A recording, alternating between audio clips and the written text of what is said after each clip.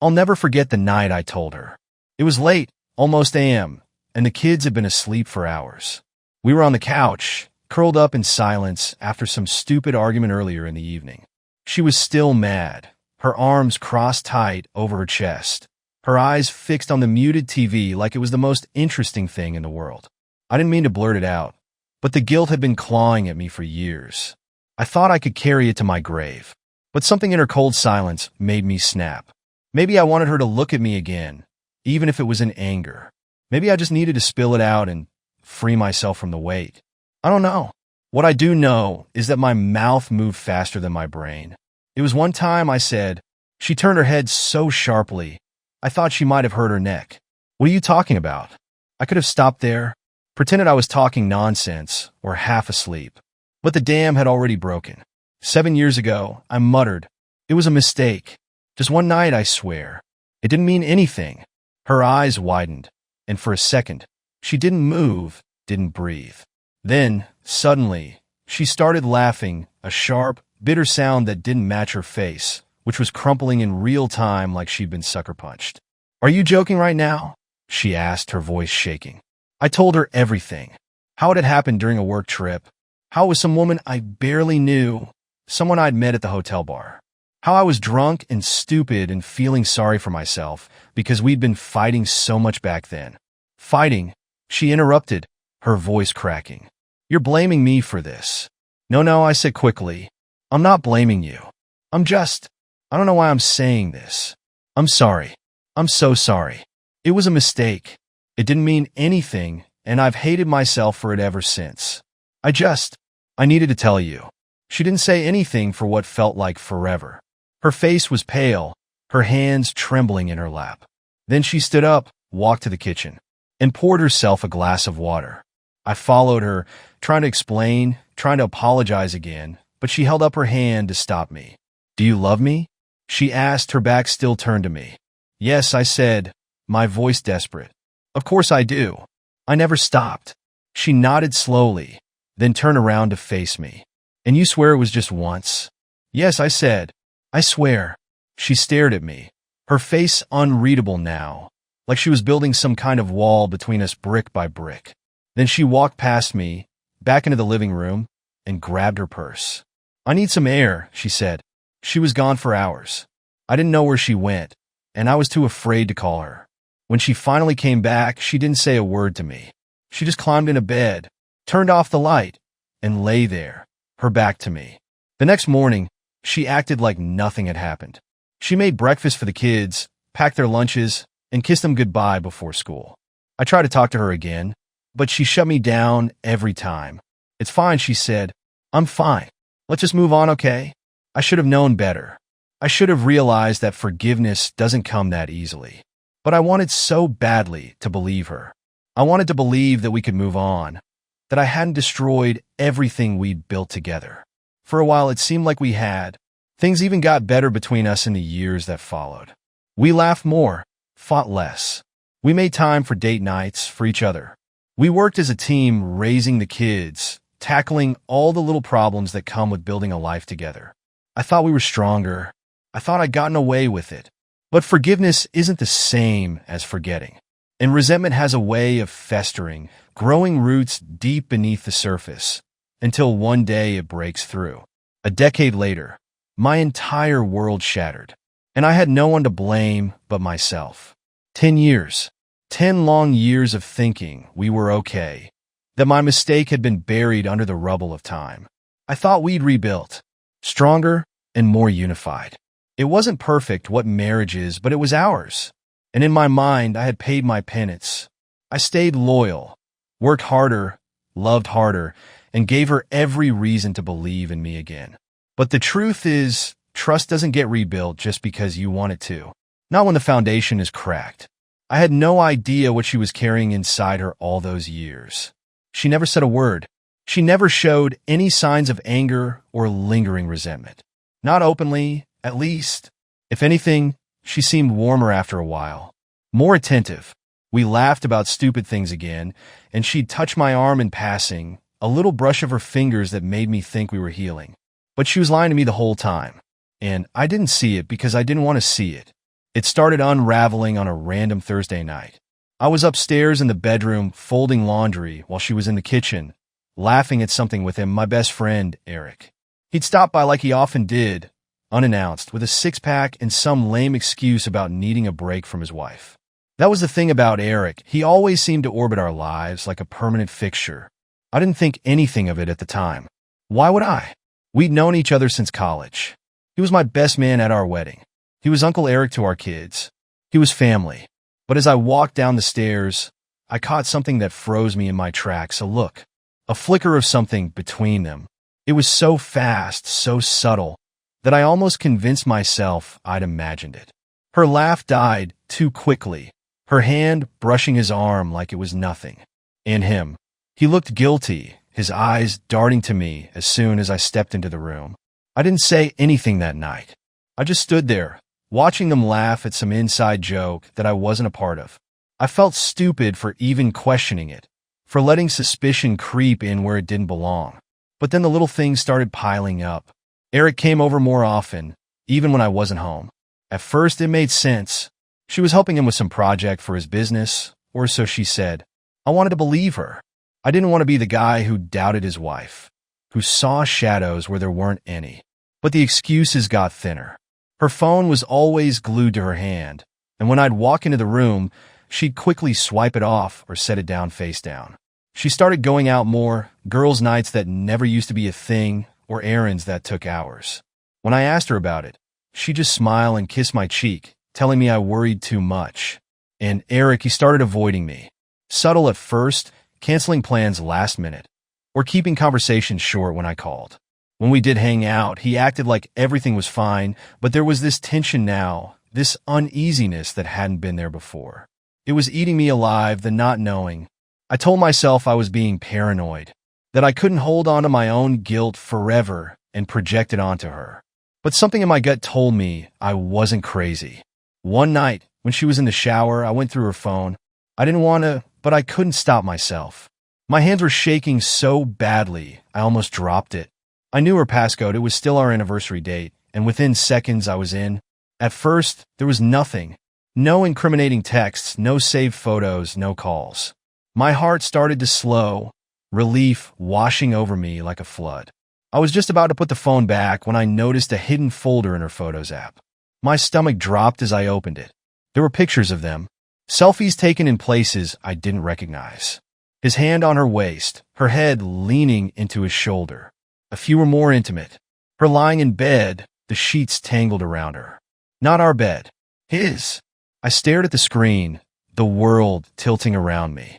My throat tightened and my vision blurred, but I couldn't tear my eyes away. Then there were the messages. Screenshots of texts she'd saved, hidden away where I wouldn't find them. I miss you, he'd written. Last night was amazing. When can I see you again?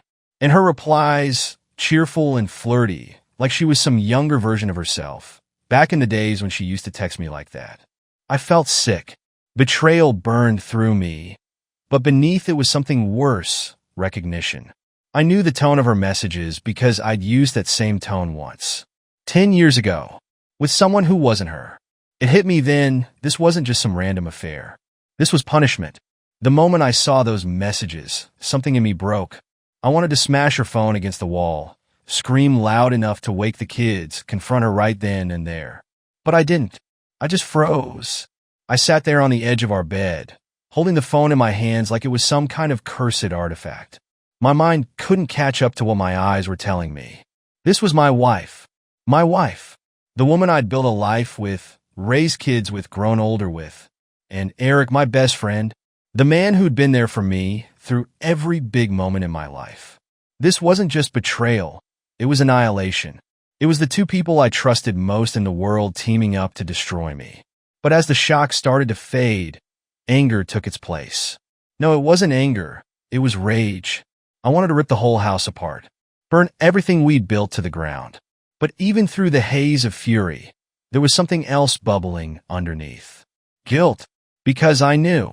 Deep down, I knew this was because of me. The signs were all there, scattered across the past decade like breadcrumbs leading back to that night. The night I'd told her about my mistake. I thought she'd forgiven me. I thought we'd moved on. But looking back now, I could see it. The way her smiles never quite reached her eyes. The way her laughter sometimes sounded hollow. The way she'd turn away from me in bed when she thought I wasn't paying attention. I'd broken something in her.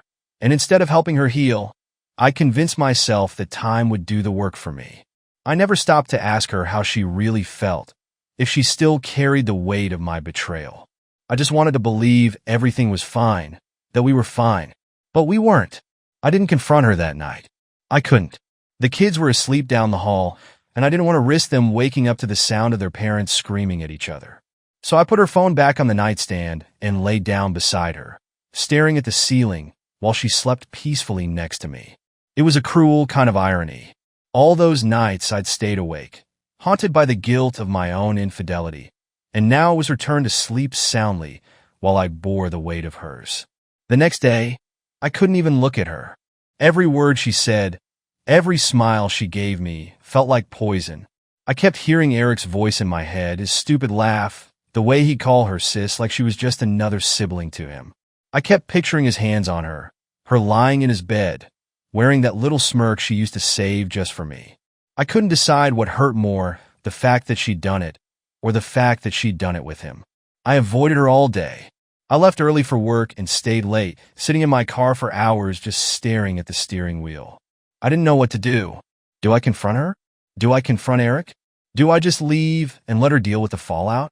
But then the question started creeping in. How long had it been going on? Was it just physical, or was there more to it? Did she love him? Did she even love me anymore? I couldn't handle it. I needed answers.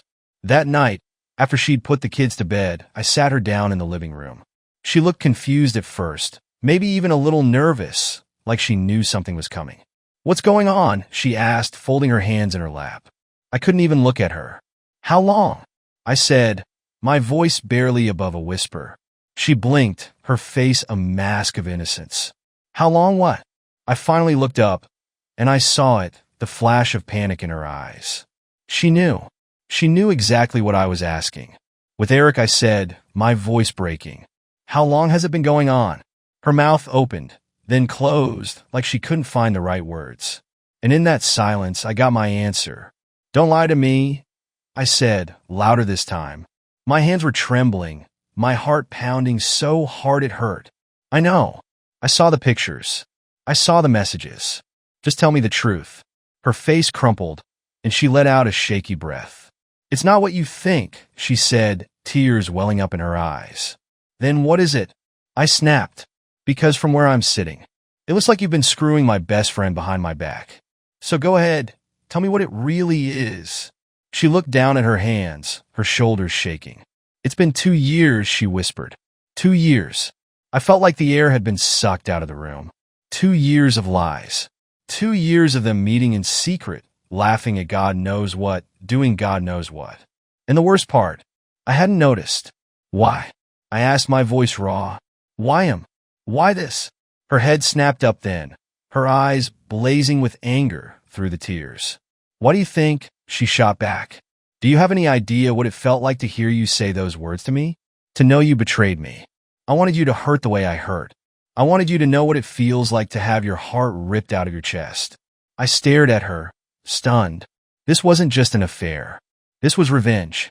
Her words hung in the air like a noose around my neck. "I wanted you to hurt the way I hurt." I couldn't breathe, couldn't speak. My ears were ringing, my pulse pounding so hard I thought I might pass out. Revenge. That's what this was. A slow, calculated retaliation for what I'd done a decade ago.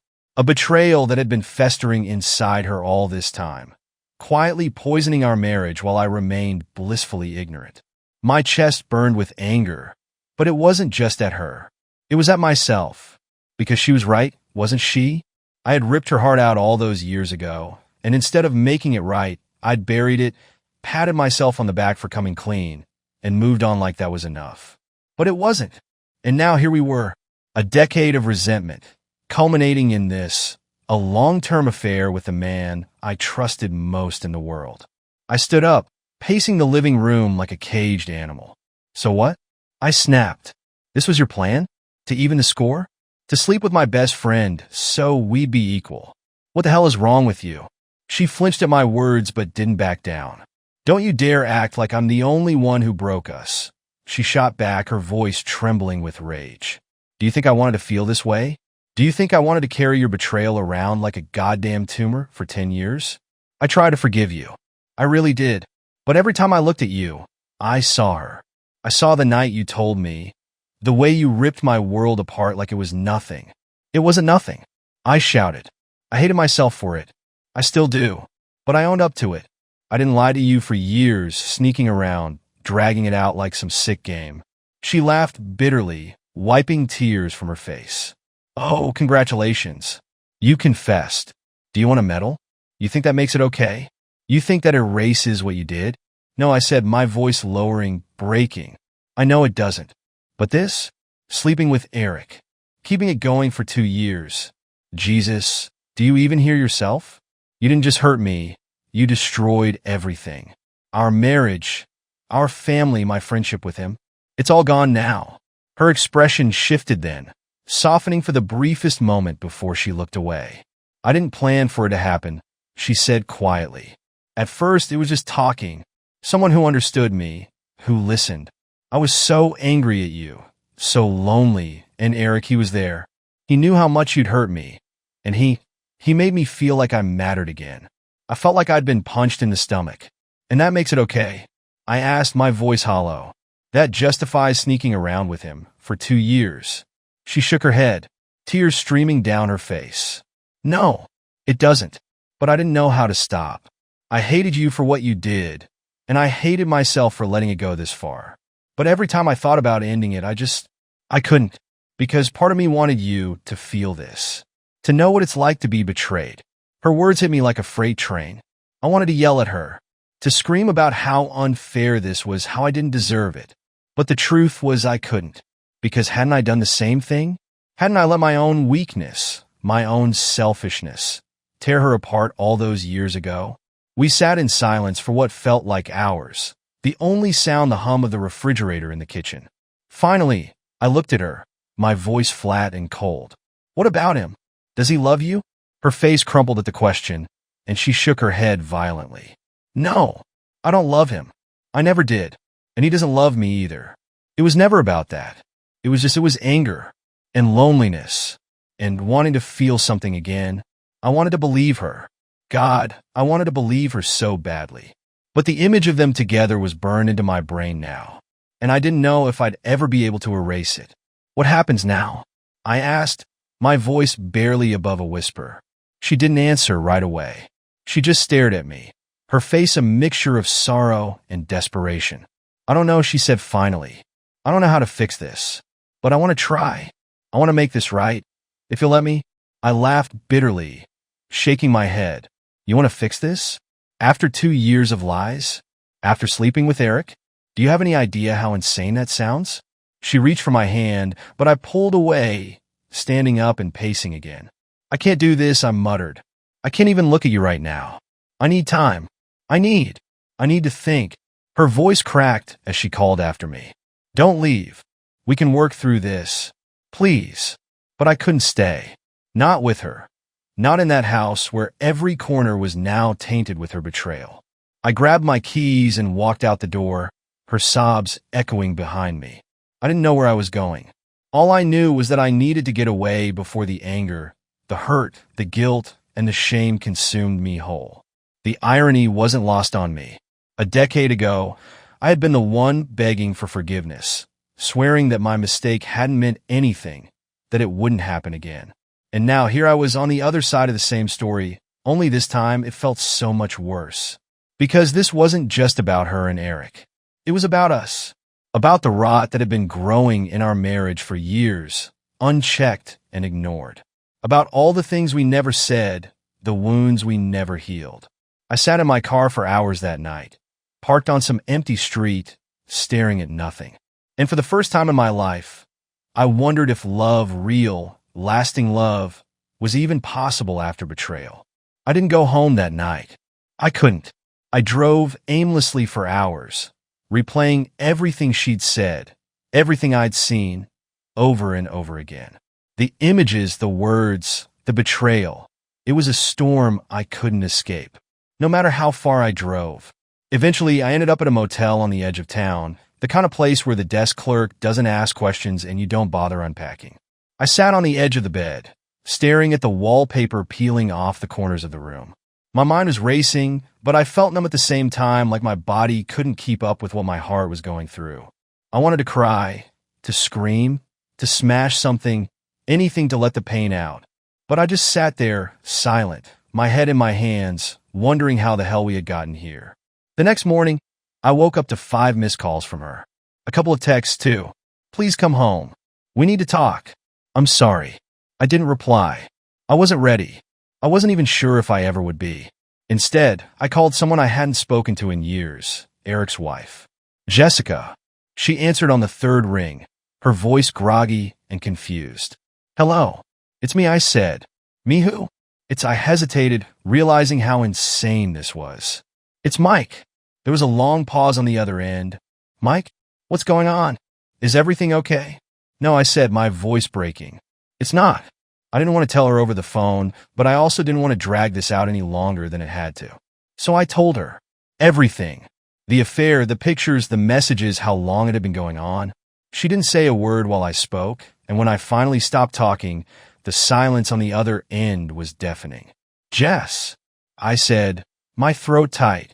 When she finally responded, her voice was barely a whisper. I knew something was off, she said. I didn't want to believe it. God, I'm so stupid. You're not stupid, I said. None of us saw this coming. But that wasn't true, was it? There were signs. We both missed them, or maybe ignored them. She didn't cry, at least not that I could hear. But the way her voice shook when she said, broke my heart all over again. After I hung up, I just sat there, staring at the phone. I thought telling her would make me feel better, like it would give me some sense of justice or closure. But it didn't. If anything, it just made the weight heavier. I went back home that evening. The kids were at a friend's house, so it was just her and me.